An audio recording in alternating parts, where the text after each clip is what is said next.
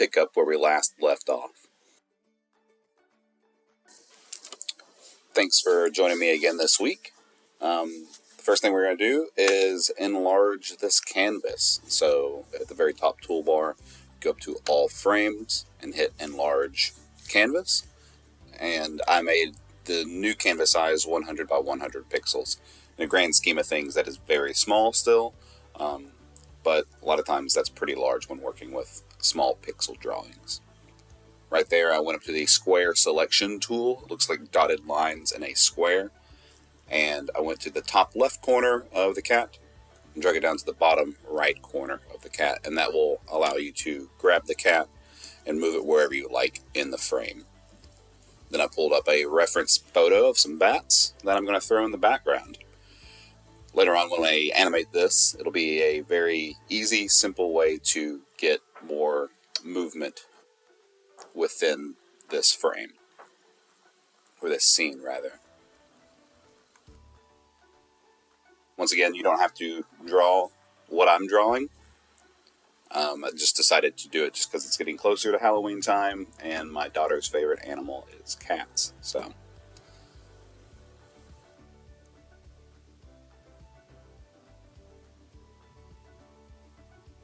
I end up drawing 2 bats just to get a little bit more motion dynamic in the frame.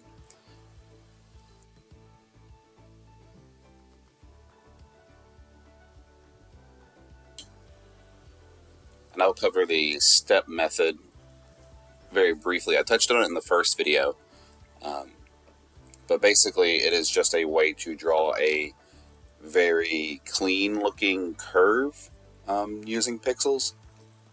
It's hard to get something that has a round shape when only working with squares. Basically what you want to do is you always want to go from small to large and large to small. You never want to jump around with varying pixel lengths.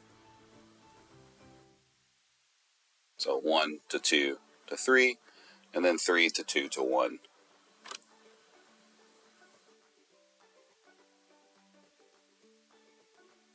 There's nothing wrong with a more jagged look to where the pixels are kind of all over the place when making a curve. It will just come out cleaner if you use that step method.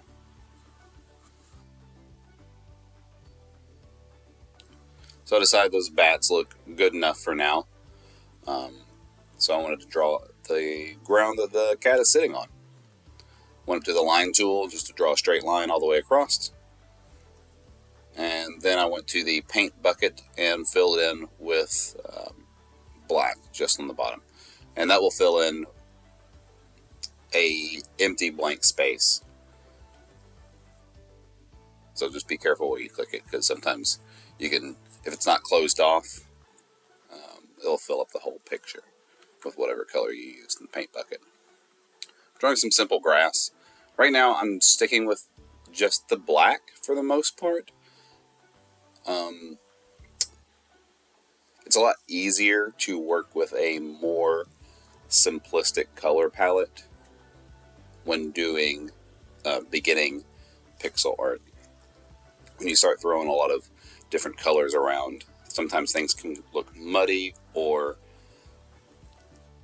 details get lost. So right there I went up and I grabbed the circle tool and I drew in a filled in circle.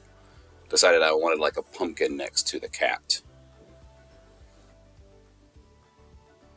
So I'm going in and I'm adding more of a pumpkin-like base to the bottom.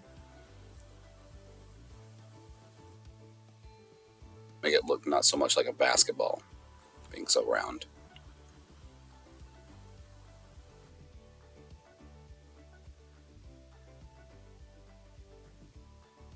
And play with it.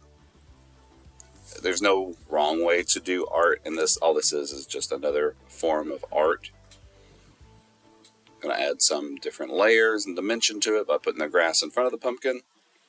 And you'll notice here in a little bit, I think that pumpkin is too small. compared to the size of the cat. So I will once again go up to the selection tool and I will highlight it and make it larger.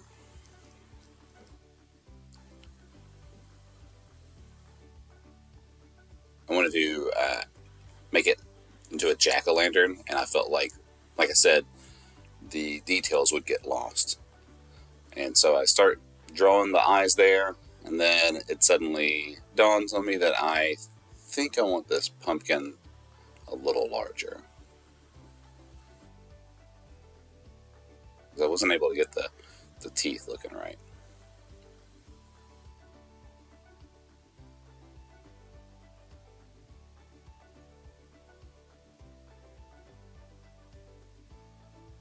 So I'll go up to the square selection tool once again, top left corner to bottom right corner. I tried to use the circle selection tool, but I think the circle selection tool is handy when cutting circles out of other things. It's not necessarily good at grabbing things to enlarge or to move. So sometimes you cut a corner off or leave a spot out. So I made the jack-o'-lantern significantly larger. So I'm going to go back in and make some of the grass that got grabbed as well in that process smaller as well. Trimming it up, giving a little cut.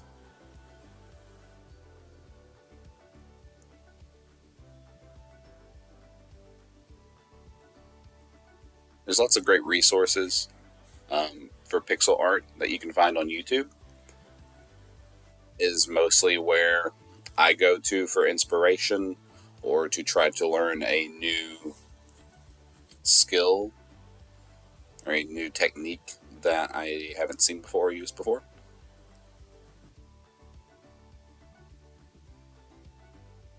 Drawing some more teeth on the jack-o'-lantern. Shaping his eyes a little bit.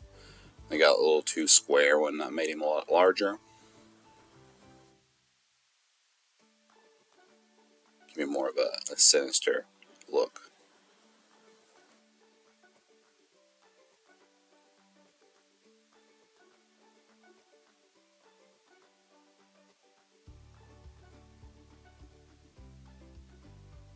So I'd add a little nose on there as well.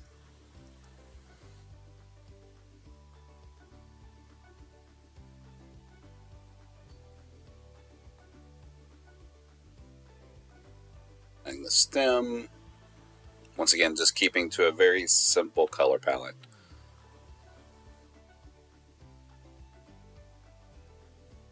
If you guys want me to do more videos like this in the future or want to work on building a color palette, be gladly to do that. Just let me know.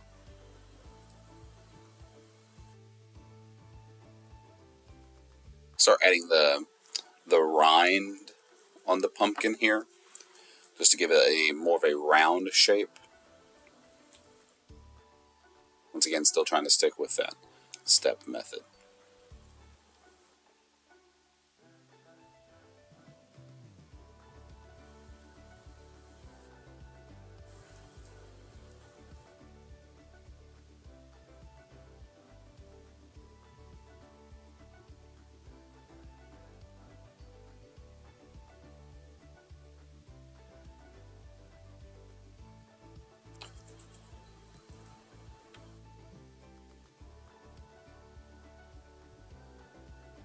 At where they cut the top off.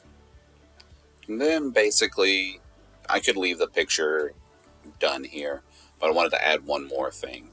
So I went up to the circle tool. Well, wait, first, I tried to freehand this moon, and then I realized that there is a much simpler way.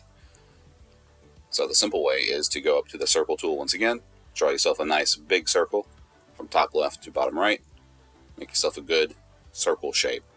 And then I went to the white to the background color, and drew another circle right on top of that circle.